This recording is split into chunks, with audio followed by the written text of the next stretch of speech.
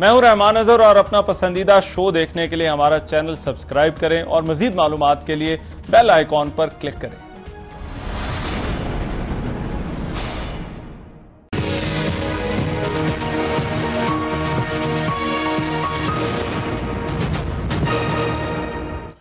अस्सलाम वालेकुम, आपको आज के प्रोग्राम में खुशामदीद।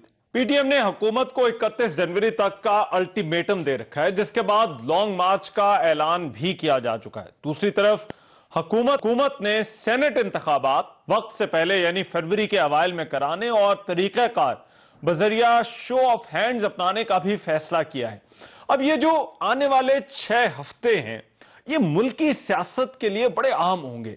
इसमें फैसला होगा कि मुल्क की सियासत में इस वक्त जो गर्मा गर्मी और जो टेंशन तनाव है, क्या उसमें कुछ कमी होगी या नहीं।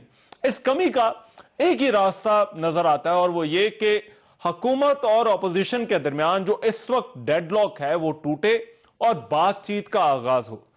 क्या आने वाले 6 हफ्तों में ऐसा मुमकिन है या नहीं? इन 6 हफ्तों में इस बातचीत का रास्ता खुल सकता है या नहीं? लाहौर जलसे से पहले तो जो हालात थे, हुकूमत की तरफ से अपोजिशन को यह पेशकश की जा चुकी थी कि वो पार्लियामान में आए और बात करे, और यह पेशकश खुद वजीर-ए-आज़म इमरान खान कर चुके हैं।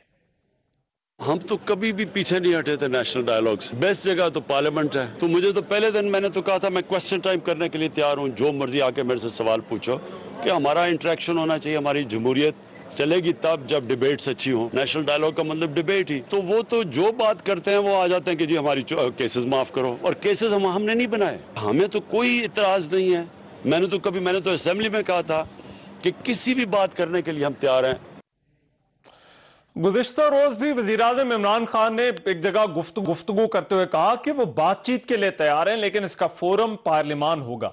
अब जबकि लाहौर जलसा हो चुका, अपोजिशन की तहरीक का जो पहला मरहला था वो भी मुकम्मल हो चुका, तो क्या अब अपोजिशन बातचीत के लिए आमादा होगी? आज मरीम नवाज इस हवाले से सख्त मौक़िफ़ अपनाया है और कहा है कि हुकूमत से कोई बातचीत नहीं होगी और ना ही होनी चाहिए। ये हुकूमत तो है नहीं, ये वोट चोरी करके आई है, अवाम के वोट पे डाका डाल के आई है, इसको हमारे सर पे मुसल्लत किया गया है। ना इनसे कोई बातचीत होनी चाहिए ना होगी। ये तरीके मैंने सब देखे हुए हैं, पॉलिटिक्स के खारजार में बहुत अरसा हो गया है, ये सब तरीके मैं जानती हूँ। आप 500 सीट्स के ऊपर इलेक्शन नहीं करा सकते, बाई इलेक्शन। और अगर आप बाई इलेक्शन देखें, पूरी ऑपोजिशन जब रिज़ाइन कर देती है, आपके पास कोई चारा नहीं है। और ये आप जो कह रहे हैं हम इलेक्शन करा देंगे, तो ये कोई खाला जी का घर नहीं है। आप इलेक्शन अनाउंस करेंगे तो क्या हम चूड़ियां पहन के घरों में बैठे रहेंगे? सेनेट इंतखाबात जल्द कराने का जो फैसला है उस पर भी अपोजिशन हुकूमत तनकीद करी और उनका कहना है कि इंतखाबात जल्द कराने और शो ऑफ हैंड्स के जरिए इंतखाबात का फैसला करना ये साबित करता है कि हुकूमत उनकी जो तहरीक है, जो पीडीएम चला रही है, उससे खौफजदा है। अगर आपको पीडीएम की मूवमेंट से कोई फ़र्क नहीं पड़ रहा, जैसे कि आप फरमाते हैं, और अगर आपको पीडीएम के जलसों से कोई फ़र्क नहीं पड़ रहा, तो अचानक ऐसी क्या आफत आ पड़ी, ऐसी क्या इमरजेंसी आ पड़ी कि आपको 1 महीना पहले इलेक्शंस अनाउंस करने पड़े, जो कि कभी पाकिस्तान की 73 साला तारीख में कभी नहीं हुआ। हुकूमत को या जारी वज़ीर-ए-आज़म को किसने ये इख्तियार दिया है कि वो इलेक्शन कमीशन की इख्तियारात पर कब्जा करे? शो ऑफ हैंड्स के जरिए से सेनेट का इलेक्शन कराना ये आईन पाकिस्तान की नफी है। जहाँ तक सेनेट के इलेक्शंस है, ये तो इस बात के सबूत है कि हुकूमत घबराहट का शिकार है। इसका ये ऐलान करना कि वो कोशिश कर रहे हैं कि शो ऑफ हैंड्स से या टाइमिंग पे वो चेंज करके तानवी करने की कोशिश, ये सबूत है कि हुकूमत घबराहट का शिकार है। हुकूमत जानते हैं कि उनको सेनेट में अक्सरियत नहीं मिलने वाला, और वो हर वो हथकंडा इस्तेमाल करना चाहते हैं जिससे वो सेनेट में धांधली करके ज़बरदस्ती अपना अक्सरियत करवा दें। अब आम सवाल यह है कि इन 6 हफ्तों में क्या होगा? क्या इन 6 हफ्तों में हुकूमत और अपोजिशन के दरमियान बातचीत का कोई दरवाजा खुलेगा? क्या हुकूमत सेनेट इंतखाबात मार्च जिसमें ये शेड्यूल है उससे पहले इनको कराने में कामयाब होगी या नहीं, इस पर हमारी आज के प्रोग्राम में जो है वो डिबेट है। वेरी क्विकली मेरे साथ आज के प्रोग्राम में जो मेहमान मौजूद होंगे उनका मैं तारुफ करा दूं। चौधरी मंजूर साहब सीनियर रहनुमा है पाकिस्तान पीपल्स पार्टी के, वो हमें जो है वो ज्वाइन कर रहे हैं। चौधरी मंजूर साहब बहुत शुक्रिया आपके वक्त का। और वफाकी वजीर बराए science and technology Fawad Chaudhry साहब पाकिस्तान तहरीक इंसाफ के, वो आज की डिबेट में हमारे साथ शरीक होंगे। तो ये दो सवाल हैं आज की डिबेट के कि एक तो क्या कोई डायलॉग का रास्ता इन 6 हफ्तों में खुलेगा, और फिर क्या हुकूमत जो चाहती है सेनेट इंतखाबात के हवाले से कि वो फरवरी के अवाइल में करा दे, क्या उसमें कामयाब होगी या नहीं, इस पर हम इस डिबेट का आगाज करेंगे। दोनों मेहमान हमारे साथ मौजूद होंगे। एक मैं ब्रेक ले रहा हूं, ब्रेक के बाद वापस आकर डिबेट शुरू करेंगे।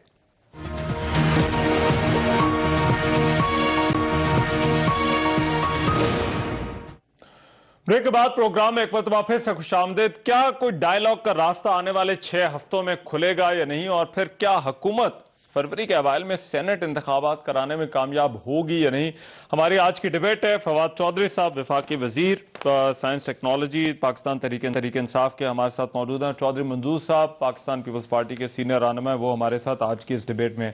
मैं फवाद चौधरी साहब आपसे इस डिबेट का आगाज करना चाहता हूँ। ये 6 हफ्ते हैं, अब जरा कोई ऐसा टाइम पीरियड है कि जहां पर जो है वो ये जलसों का सिलसिला थोड़ा रुकेगा, थोड़ा ये जो तनाव है पॉलिटिकल दर्जा हरारत जो बहुत ऊपर जा चुका था, आपको लगता है इन 6 हफ्तों में कोई पॉसिबिलिटी है कि हुकूमत और अपोजिशन के दरमियान ये जो डेडलॉक चल रहा है, ये डेडलॉक टूटे और बातचीत का कोई दरवाजा खुले?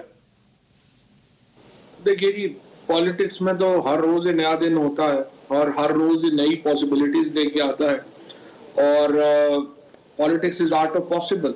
और इसमें चीजें जो है वो जो बज़ाहिर मुश्किल भी लग रही होती हैं, उनको आसान भी किया जा सकता है। और मेरी नज़र में ये डायलॉग का ऑप्शन हमेशा रहना चाहिए। पॉलिटिक्स में डायलॉग के बगैर तो होता ही कुछ नहीं है, ज़ाहिर है बातचीत और इसी आइडियाज ही की लड़ाई है ना। हम कोई वाइकिंग्स के दौर में या पुराने बादशाहों के दौर में तो है नहीं कि जिसका बस चले वो दूसरे की गर्दन ही उतार दे। तो जाहिर है कि हम तो एक डेमोक्रेटिक जो भी होगा उसमें डायलॉग्स के जरिए ही बात आगे बढ़ती है। और मेरे ख्याल में जो इलेक्टोरल रिफॉर्म्स का मामला है उसके ऊपर यकीनी तौर के ऊपर बातचीत का बड़ा अच्छा मौका है, और सेनेट का जो इलेक्शन आ रहा है उसके ऊपर बातचीत का बड़ा अच्छा मौका है। और अपोजिशन को थोड़ी सारी उनकी लीडरशिप है, थोड़ी सारी अभी कोई नए चूंकि आए हैं तो उनको उतना तजुर्बा शायद नहीं होगा, या आप समझिए कि थोड़ी अंडर 19 टाइप लीडरशिप है। लेकिन इसके बावजूद मैं ये समझता हूँ कि पार्टी के अंदर सीनियर लोग भी मौजूद हैं और उनको ये भी पता है कि जो पॉलिटिक्स है वो हर रोजाना जो है वो पानी दरिया के नीचे से बह चुका होता है, नया दिन होता है और उसके मुताबिक चलना चाहिए। मुझे उम्मीद है कि नए इलेक्टोरल रिफॉर्म से गुफ्तगू जो है वो शुरू होगी। मगर यहां पर एक और भी सवाल है कि क्या हुकूमत इंटरेस्टेड है ये रास्ता खोलने में, अपोजिशन को एंगेज करने में? लेकिन ना हुकूमत ने तो अपनी इंटेंशन बड़ी वाज़ेह की है। प्राइम मिनिस्टर साहब ने 2 बार अपनी स्पीचेस में ये बात कही है कि आप अगर सवाए मुकदमात के वो हर बात के ऊपर बात करने को तैयार है। और मैं हमेशा जहां पे भी मौका मिला है अपोजिशन लीडरशिप से मुलाकात का भी, तो मैं तो हमेशा ये बात समझता हूँ कि देखिए सबसे ज्यादा इख्तलाफी अमूर के ऊपर बातचीत नहीं शुरू करनी चाहिए, ना ही होती है। हमें उन बातों पे बातचीत शुरू करनी चाहिए जहाँ सेंसिस का इख्तियार है। सो एक तो आपने देखे ना सिचुएशन बनानी है जहां पे बातचीत हो सके, और दूसरा फिर ये है कि आप देख रहे हैं इलेक्टोरल रिफॉर्म्स और सेनेट इलेक्शन, ये ऐसे इश्यूज हैं जहां पर जो है वो इत्तेफाक हो सकता है, ये जरा कम मुतनाज़े इशू हैं। एग्जैक्टली कम मुतनाज़े से शुरू करते हैं और उसके बाद जो सबसे ज्यादा मुतनाज़े होंगे उसके ऊपर भी बात। अच्छा ठीक है चौधरी मंजूर साहब, ये कम मुतनाज़े इशूज जिनमें फवाद चौधरी साहब का कहना है इलेक्टोरल रिफॉर्म्स हो सकती है, जाहिर बात है पीटीआई का भी एजेंडा है, आप लोग भी चाहते हैं कि इलेक्शन साफ और शफाफ हो, आने वाले हो, यहां से बातचीत शुरू करके बाकी इश्यूज पर भी बात, मगर ये एक स्टार्टर हो सकता है गुफ्तगू का? पहले तो बहुत शुक्रिया आपका। देखिए अभी जो सेकंड फेज है जो तहरीक का उसका ऐलान हो चुका है, उसमें रैलीज हैं। जहां से वो इसी महीने में स्टार्ट हो जाएंगी और ये 19 जो जनवरी है वहां तक अनाउंस कर दी गई है, जो आखिरी फैसलाबाद के अंदर होगी अभी तक की जो अनाउंसमेंट है। और उसके बाद भी हो सकता है कि ये 31 जनवरी तक इसको कर दिया जाए। सो ये सेकंड फेज है जिसमें उन रैलीज के अंदर सारी पार्टियों के सरबराहान जो है वो शरीक होंगे। तो ये एक सेकंड फेज इसका अनाउंस हो चुका है। दूसरी जो आपका सवाल है, देखें इस हुकूमत के साथ बहुत कोशिश की गई, इवन कश्मीर के ऊपर भी जो अगर कोई वजीर आजम बैठने के लिए तैयार ना हो तो फिर उसके साथ कौन कोई किसी इशू पे बैठेगा। आपके सामने है कश्मीर के इशू पे, कश्मीर का ये डिबैकल हुआ जब कश्मीर को एक तरह के से इस हुकूमत ने तो बिल्कुल सरेंडर ही कर दिया और कब्जा कर लिया इंडिया ने एक तरह से।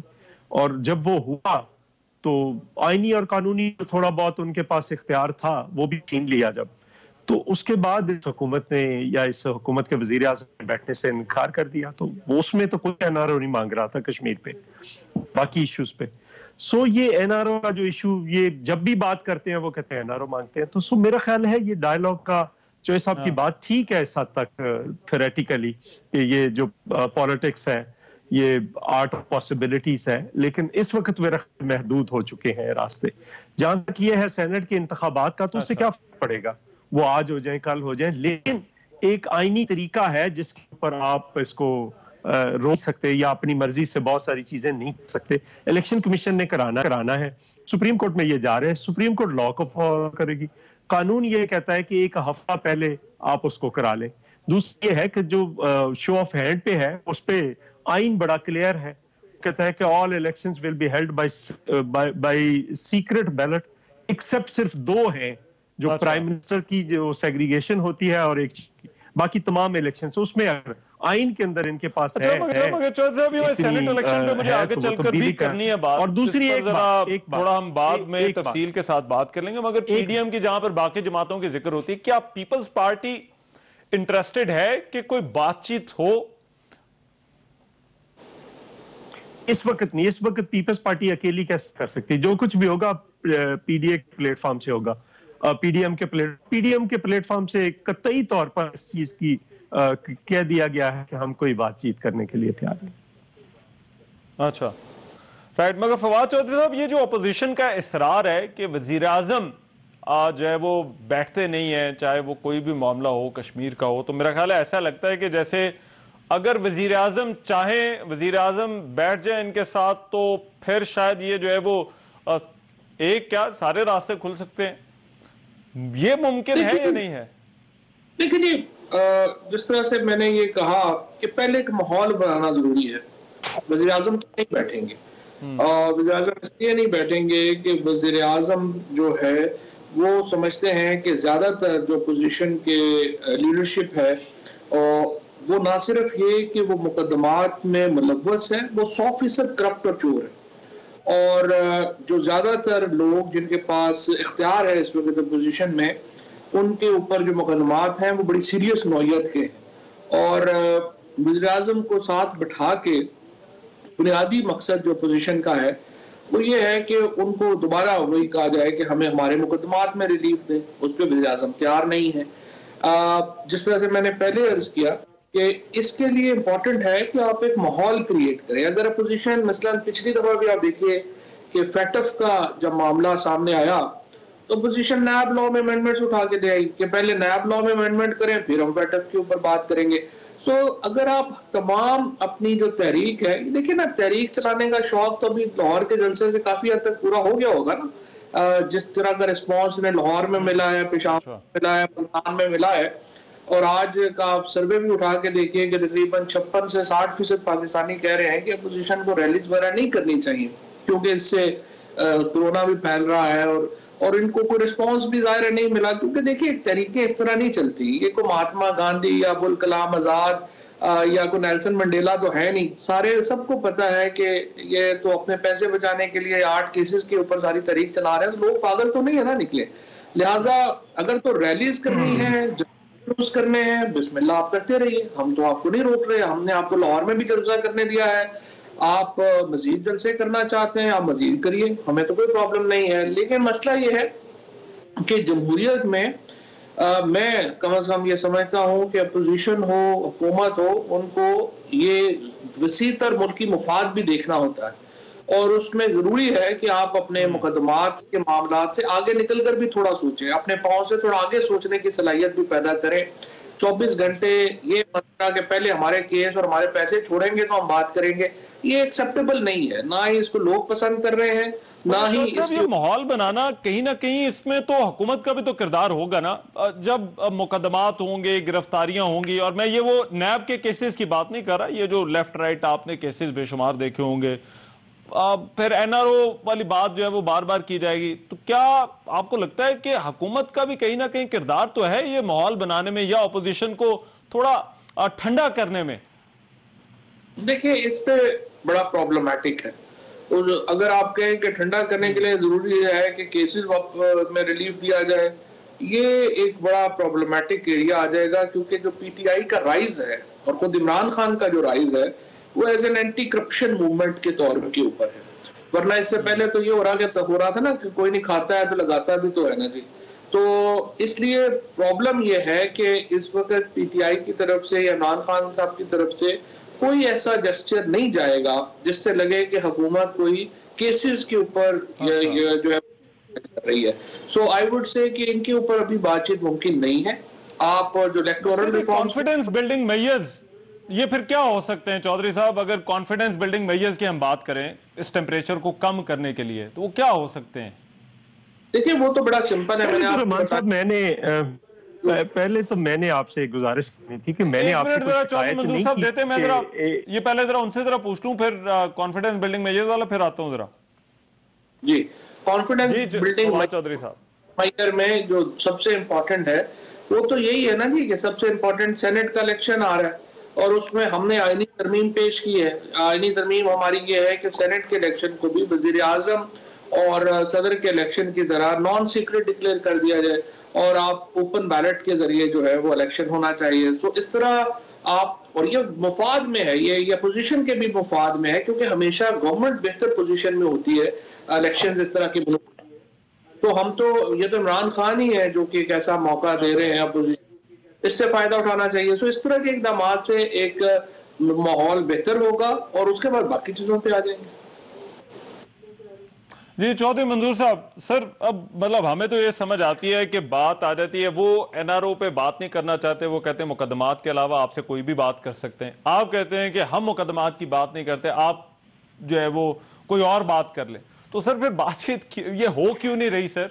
नहीं, देखें आपने जो पहले भी मैंने अर्ज किया था ना, आपने उसको इस तरह से परसीव किया कि जैसे मैं आपसे कोई शिकायत कर रहा हूं कि आजम नहीं बैठते। मैंने एक तजदीद पेश किया था कि जो बंदा कश्मीर जैसे इंपॉर्टेंट इशू पे किसी के साथ बैठने के लिए तैयार ना हो, उसके साथ कोई बंदा किसी इशू पे बैठने के लिए तैयार नहीं है। एक बात तो ये, जो बंदा, इससे बड़ा नेशनल इंटरेस्ट कोई हो सकता था? नहीं था। दूसरी बात मैंने गुजारिश करनी थी, देखें एनआरओ का इशू नहीं है, एनआरओ तो दिए हुए हैं, एनआरओ तो मालूम जगह पे दिया हुआ है, एनआरओ तो सुनामी ट्री पे दिया हुआ। अभी क्या हासिल किया है सुप्रीम कोर्ट ने सुनामी ट्री पे? एनआरओ तो दिया हुआ है, खैबर बैंक एनआरओ तो दिया हुआ है, स्टूडेंट्स, फेक स्टूडेंट्स का अंदराज जो है एनआरओ तो दिया हुआ है, दवाइयों के स्कैंडल पे एनआरओ तो दिया है, चीनी पे, आटे पे एनआरओ तो दिया हुआ है, ये अरबों का ये बाबर, इनका क्या नाम है, वो पेट्रोलियम पे है, उसको दिया हुआ है। अभी इन्होंने अबराज ग्रुप का एक लिया है पावर के ऊपर, अबराज ग्रुप का सबको पता है क्या ताल्लुक है। एनआरओ तो दिए हुए।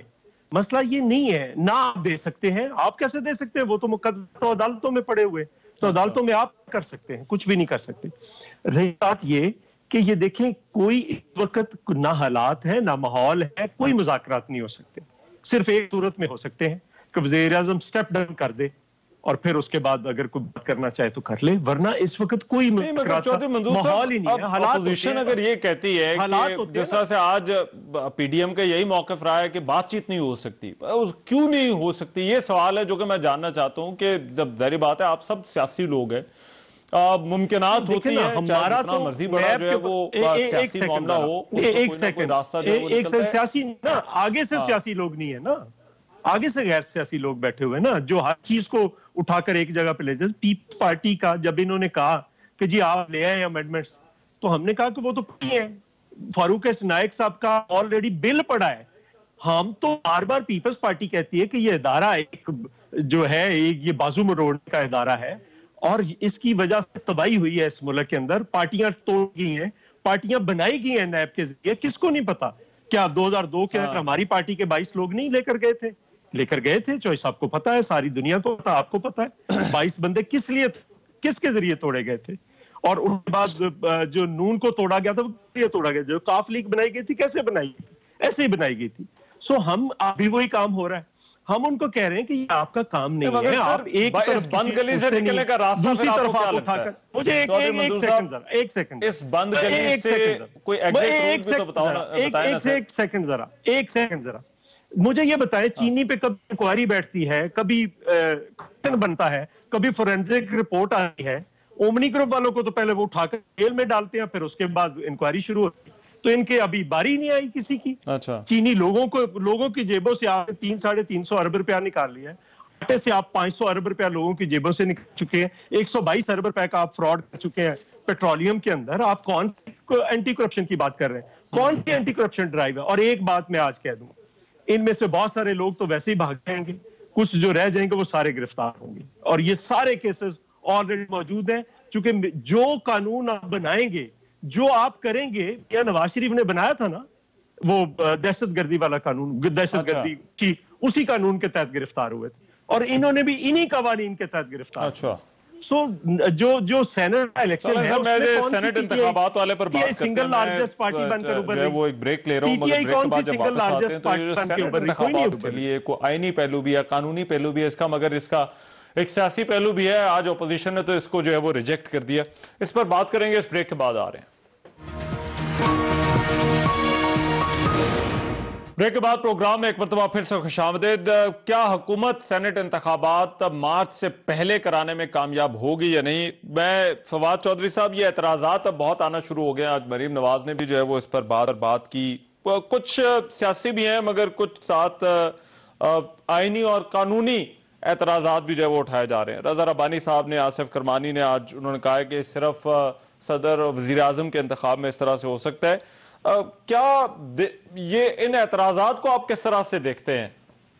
क्योंकि सर आपका अपना एक लीगल बैकग्राउंड है। इसके ना दो पार्ट्स हैं। एक पार्ट है कि सेनेट का इलेक्शन और दूसरा पार्ट है कि वो किस तरीके से होना चाहिए। पहला जो पार्ट है कि सेनेट का 1 महीने पहले हो सकता है या नहीं हो सकता, तो वो आर्टिकल 224 सब आर्टिकल 3 बिल्कुल वाज़ेह है।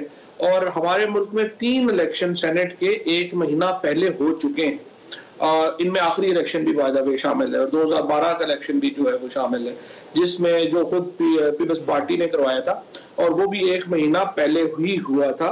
और इसमें तरीकाकार ये होता है कि हुकूमत जो है वो इलेक्शन कमीशन को दरख्वास्त दे सकती है, रिकमेंडेशन करती है कि फलानी डेट को आप इलेक्शन जो है वो करें सेनेट का और या जो भी हो, और उसके मुताबिक इलेक्शन कमीशन फिर शेड्यूल जो है वो इलेक्शन कमीशन जारी करता है। ये प्रैक्टिस है और इसी को हमेशा जो है फॉलो किया जाता है। अच्छा। और दूसरा हिस्सा है कि इलेक्शन का रजा रब्बानी साहब जो है वो बिल्कुल ठीक कह रहे हैं, वो बिल्कुल ठीक कह रहे हैं। अभी जो एग्जिस्टिंग सिस्टम है वो ये है कि आपका जो इलेक्शन है वो सीक्रेट बैलेट के ऊपर ही होता है। लेकिन सीक्रेट बैलेट के ऊपर इमरान खान क्यों कह रहे हैं कि हम ना कराएं? क्योंकि हर सेनेट इलेक्शन में ये आती है बात कि ये वोट बिक गए, ये पार्टी जो है हॉर्स ट्रेडिंग हो गई, हुकूमत ने ये कर दिया वो कर दिया। उससे निकलने के लिए प्राइम मिनिस्टर साहब ने ये तजवीज़ रखी है कि सेनेट का जो इलेक्शन है उसको हम ओपन बैलेट से करा लें, ताकि पॉलिटिकल पार्टीज को भी पता हो कि उनके एमपीएस, उनके लेजिस्लेचर किधर वोट दे रहे हैं। और इसका फायदा तो हुकूमत से कहीं ज्यादा अपोजिशन को है। ये अपोजिशन के खिलाफ ही इस तरह की चीजें, अभी जिस तरह से जो मंजूर साहब कह रहे थे कि अपोजिशन की फलानी पार्टी बनाई गई और फलाना किया गया, माजी में ये हुआ और वो हुआ। अगर आप मानते भी हैं, आप ये कहते हैं कि ये होता भी है, और जब कोई पॉजिटिव काम होने लगता है तो उस वक्त आप जो है वो मुंह बना के बैठ जाते हैं। मुझे तो समझ नहीं आती कि अपोजिशन में ये जो सारे बच्चे, आप ये कह रहे हैं जो पहला है, जो इलेक्शन पहले कराने वाला है वो फैसला है, और दूसरा जो शो ऑफ हैंड वाली है वो अभी तजवीज है। ये दोनों में फर्क है। नहीं, जो ये है ना कि इलेक्शन पहले कराने का, वो तो मैं कह रहा हूँ कि वो तो आइन में पहले ही प्रोवाइडेड है, उसके लिए किसी अमेंडमेंट की वो तो क्लियर है, उसके ऊपर तो कोई दो राय नहीं है। ये जो दूसरा पा है सीक्रेट कराने के लिए, इसके ऊपर तो कॉन्स्टिट्यूशनल अमेंडमेंट हमने मूव की हुई है और अपोजिशन को चाहिए कि उस अमेंडमेंट को पढ़े। और मैं तो बल्कि ये तजवीज दूंगा अपोजिशन को, अगर मैं जो है वो चाहे मंजूर साहब मेरी बात माने या अपोजिशन मेरी बात माने, तो हमें स्पीकर और चेयरमैन सेनेट का इलेक्शन भी जो है वो सीक्रेट बैलेट से निकाल देना चाहिए और ओपन जो है वो इलेक्शन कराना चाहिए। अच्छा। ताकि जिस तरह के वाकयात हुए हैं उस तरह के वाकयात ना हो।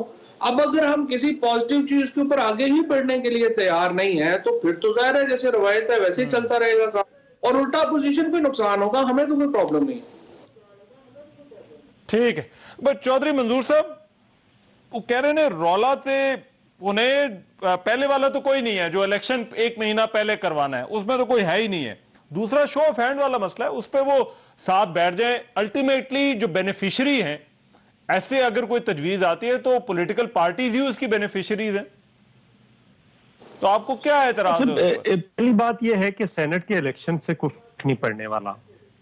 ये कोई सिंगल लार्जेस्ट पार्टी बनकर नहीं उभर रही पीटीआई, इनके अलाइज हैं एमक्यूएम।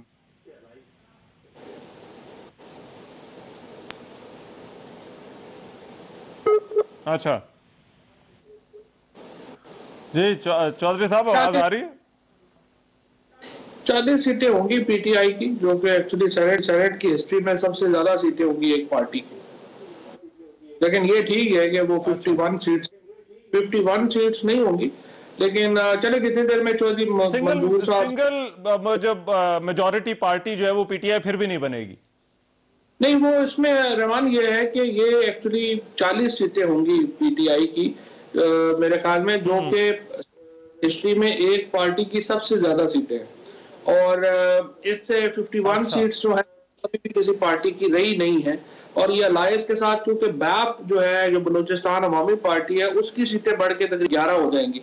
सो एक्चुअली बीएपी और पीटीआई मिलकर ही सेनेट में एक मेजॉरिटी क्रिएट करेंगे, और फिर एमकेएम और क्यू देखते हैं या क्यू लीग का देखते हैं, वो लोग भी सीटें, तो ये एक एब्सोल्यूट मेजॉरिटी हो जाएगी इस वक्त जो हुकूमत है उसकी। मगर चौधरी साहब, ये वैलिडेशन सुप्रीम कोर्ट में जो रेफरेंस की बात हो रही है, क्या उसके जरिए ये हो सकता है, या ये आईनी तरमीम जिस तरह से आप कह रहे हैं कि इसके लिए फिर आपको एक आईनी तरमीम ही लाना पड़ेगा? नहीं, देखिए अगर चॉइस साहब का आर्गुमेंट मान लिया जाए तो ये तो फिर जनरल इलेक्शन में भी यही हो रहा है। जनरल इलेक्शन पे भी अदम एतमाद हो रहा है ना बार बार, तो उसमें भी फिर शो ऑफ हैंड के लिए ओपन फिर सीक्रेट बैलेट की जरूरत ही खत्म कर देनी चाहिए पाकिस्तान के अंदर, बजाय इसके कि हम इसको इस तरह से लें कि सिर्फ सेनेट के अंदर ये हो रहा है, या स्पीकर कौमी असेंबली के अंदर ये हो रहा है, या सेनेट के इलेक्शन में या किसी और इलेक्शन में हो रहा है। फिर तो जनरल इलेक्शन को भी आप इनके आर्गुमेंट को तस्लीम कर लिया जाए, तो वहां पे फिर यही प्रॉब्लम है। वहां पे भी ओपन वोट कर दें, सीक्रेट बैलेट वैसे ही इस मुल्क के अंदर खत्म कर दें, ताकि चलो जो जिधर जाना चाहे सबके सामने तो जाए। उसके फिर अपनी रिपरकशंस हैं समाज के अंदर, वो क्या होंगी क्या नहीं होंगी। अच्छा, दूसरी बात अगर आपको सीक्रेट बैलेट जो है, जो एक वोट का और एक आपको जो लेजिस्लेचर जो टिकट के ऊपर इलेक्ट होके आते हैं, उनके दरमियान फर्क का भी नहीं पता, तो फिर तो ज़ाहिर आर्गुमेंट ही नहीं ना हो सकता। इसका तो मतलब ये है कि मुझे इसलिए बहुत फर्क का पता है कि मैं आज तक अपनी पार्टी में ही बैठा हूँ, मुझे बहुत पता है फर्क का। कौन है और जगह भी कोई जाने की, लेकिन फर्क का मैंने अपनी पार्टी के कभी पार्टी का फर्क मिटाया ही नहीं है। आर्गुमेंट करे ना, मैंने कभी अच्छा, मगर मेरी पार्टी ने कभी मेरे ऊपर अदम एतमाद की नहीं है। मेरी पार्टी ने कभी मेरे ऊपर अदम एतमाद किया ही नहीं। चले, मैं एक मिनट दो, उस पॉइंट पर आ जाए कि क्यों अगर पॉलिटिकल पार्टीज बेनिफिशियरी हैं, आप बात सुन भी लेना, और ये अब बात सुन भी लेना, जो सब आप बात सुन भी लेना, बात सुनने मेरी बात सुनने तक है ना बात। अच्छा, बात ये है कि मैं ये कह रहा हूं कि जो जनरल इलेक्शंस में एक वोट आना है ना, वो एक टोटली डिफरेंट चीज है। अवाम का जो आता है, जो इलेक्ट होकर के आते हैं जो असेंबली के अंदर, उन्होंने जब वोट देना है वो एक बिल्कुल अलग चीज है। और इसके ऊपर सबसे बड़ा मुतालबा जो है वो हमेशा पोजीशन पार्टीज का ही रहा है कि ये इलेक्शन शफाफ होना चाहिए। और इलेक्शन शफाफ होने का तरीका ये है कि वो बैलेट ऊपर, आप इसको और उस इलेक्शन को साथ मिला देंगे, फिर आर्गुमेंट ही खत्म हो जाता है, फिर तो आर्गुमेंट ही ना रहा। नहीं, जो इलेक्शन चौधरी मंजूर साहब हो रहा, नहीं, जो इलेक्शन शफाफ नहीं हो रहा उसमें फिर ओपन जो शो ऑफ हैंड पे इलेक्शन करवा दिया जाए।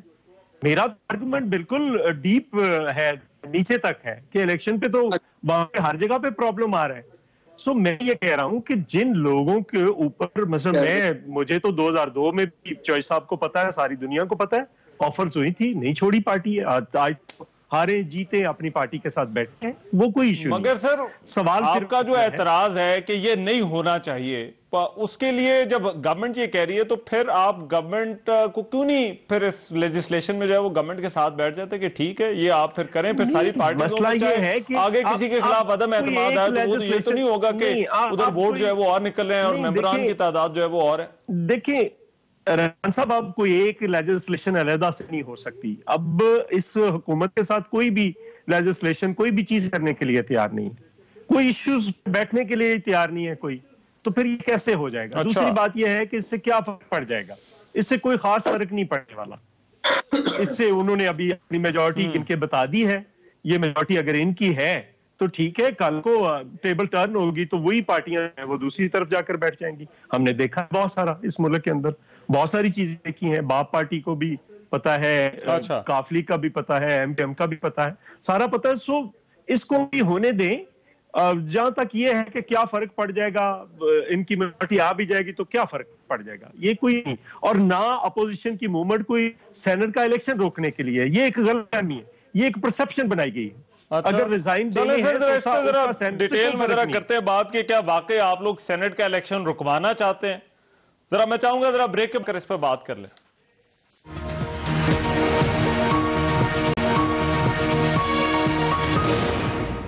ब्रेक के बाद प्रोग्राम में एक मरतबा फिर से खुशामदीद। चौधरी मंजूर साहब, इनका कोई सेनेट इलेक्शन से पीडीएम का, मार्च का, कोई तहरीक का कोई ताल्लुक ही नहीं है, तो सर फिर शो ऑफ हैंड कराएं, पहले करा लें बाद में करा लें, फिर क्या फर्क पड़ता है सर? ये तो फिर सारी चीजें जो है वो इसका ये तो बेमानी हो जाती हैं। जी मैं यही कह रहा हूं कि देखें, एक बात बुनियादी जो बिलावल साहब ने कल और 2-3 दिन पहले भी जो स्टेटमेंट दी है कि ये इस्तीफों का सियासी एटम बॉम्ब होगा, उनका मतलब ये है कि ये पूरा सिस्टम है वो कोलैप्स कर सकता है, उनका ये मतलब है। और ये बात दुरुस्त है। ये पाकिस्तान पीपल्स पार्टी को तो चूंकि बहुत पता है, हमने कई बार ऐसी चीजें देखी हैं, उनको भुगता है, कई बार ऐसी चीजें जो है उनका सामना किया है, तो इसलिए हम इनको ये बात बता रहे हैं। ये चढ़े हुए हैं कि हम इलेक्शन करवा देंगे, ये कर देंगे, वो कर देंगे। इनको ये समझ ही नहीं आ रही कि इशू क्या है और किधर जा रहा है। ये कभी शो ऑफ हैंड, कभी इधर, कभी महीना पहले, महीना बाद। अब महीना पहले कराएंगे, फरवरी में फैसला कर ले कि हमने रिजाइन करना है, तो फिर क्या कर लेंगे आप? तो ये चीजें इतनी आसान नहीं है जो आगे आने वाले दिनों में होंगी। तो वो चीजें सारी उनको देखना पड़ेगा कि किस तरह से चीजें आगे बढ़ती हैं। अभी सेकंड फेज का मैंने अर्ज किया कि वो हो गया है, फिर थर्ड फेज है जिसमें पहिया जाम है, जिसमें शटर डाउन है, जिसमें सारी चीजें हैं, तो वो आहिस्ता आहिस्ता हो। तो सर फिर सिंध असेंबली का भी कोई फर्क नहीं पड़ता, या सिंध असेंबली के रहने या ना रहने पर जो बात हो रही है कि सेनेट के इंतखाबात से पहले, तो फिर that is also out of question. ये सारी असेंबलियों के रहने ना रहने का सवाल होगा, सिर्फ सिंध असेंबली का नहीं होगा। अच्छा चौधरी साहब, वो कह रहे हैं इससे कोई फर्क नहीं पड़ रहा, पहले करा लें बाद में करा लें। अच्छा वैसे जी, और आज उन्होंने ज़िमनी इंतखाब के हवाले से जो बार बार बात की जा रही है कि ये अनरियलिस्टिक लगता है। जो फवाद चौधरी साहब साथ हैं? जी रहमान जी। जी फवाद भाई, आवाज आ रही है आपको? आ रही। अच्छा, वो आज उन्होंने कहा है कि ज़िमनी इलेक्शन कराना जो है वो कोई इतना आसान नहीं है जब सारी ऑपोजिशन जो है वो रिजाइन करेगी। देखिए जी, पहली बात है रहमान, ये चौधरी मंजूर साहब तो खैर हमारे दोस्त हैं, ये फैसला तो जरदारी साहब ने करना है, ना चौधरी मंजूर साहब ने करना है, ना कोई बिलावल साहब ने करना है, ना कोई बाकी किसी ने करना है। और जरदारी साहब तो लेटर लिख रहे हैं इस वक्त, सिंध हुकूमत ने इलेक्शन कमीशन को खत लिखा है कि जो 3 सीटें खाली हुई हैं कराची में, फौरी तौर पर उन पर ज़िमनी इलेक्शन कराए। तो अगर इस्तीफे देने होते हैं तो सिंध हुकूमत ये लेटर क्यों लिख रही होती है कि ज़िमनी इलेक्शन करवाएं? तो जरदारी साहब बड़े क्लियर हैं इन मामलात के ऊपर, और कोई ना किसी ने इस्तीफे देने हैं ना हुकूमत जानी है, क्योंकि जिन्होंने हुकूमत बनानी है उनको पता है कि कितना मुश्किल काम है हुकूमत बनाना और सिस्टम में रहना कितना इंपॉर्टेंट है। सो जो अक्लमंद आदमी है इनमें वही फैसला करेंगे कि तो ऐसे सारे जो है वो थोड़ा बहुत शुगर मेला लगाया हुआ है, ठीक है, कोई इशू नहीं है। लेकिन ये आप देखेंगे इंशाल्लाह अगले 8-10 दिनों में जो सिचुएशन है वो सामने नजर आना भी शुरू हो जाएगी, चल जाएगा कि मामला जो है वो किधर जा रहा है। कोई ऐसी बात नहीं है, सारे अपनी अपनी तनख्वाह में काम करेंगे। और ये आपकी खबर है या तज्जिया है कि ये आसार नजर आना शुरू हो जाएंगे मफाहमत के? बस देखिए, जरा देखते हैं, थोड़ा बहुत हमें भी पता होती है चीजें, आपको पता ही है। तो देखते हैं इंशाल्लाह किस तरह से चीजें आगे चलती हैं। चौधरी मंजूर साहब, सर ये फाइनल कमेंट जी। नहीं, देखिए ये इनकी विशुअल थिंकिंग है और ऐसा होता है। आज मौलाना फजल साहब ने कहा है कि ये हमसे अब एनआरओ मांग रहा है मुज़ाकरात की शक्ल में, तो इसको एनआरओ नहीं मिलने वाला। ये अपनी अपनी पोजीशनें हैं, उनको लग रहा है कि मुफाहमत के आसार नजर आने शुरू हो जाएंगे।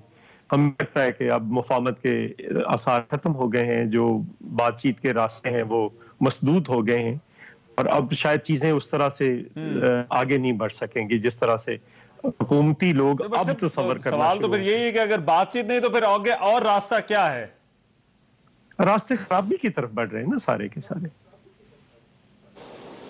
अच्छा, ठीक है, बहुत शुक्रिया चौधरी मंजूर साहब। फवाद चौधरी, आपके वक्त का बहुत शुक्रिया। हमारी आज की डिबेट थी। आज के प्रोग्राम से इतना ही। मेजबान रहमान अज़हर को इजाजत दीजिए। अल्लाह निगहबान। मैं हूं रहमान अज़हर और अपना पसंदीदा शो देखने के लिए हमारा चैनल सब्सक्राइब करें और मजीद मालूमात के लिए बेल आइकॉन पर क्लिक करें।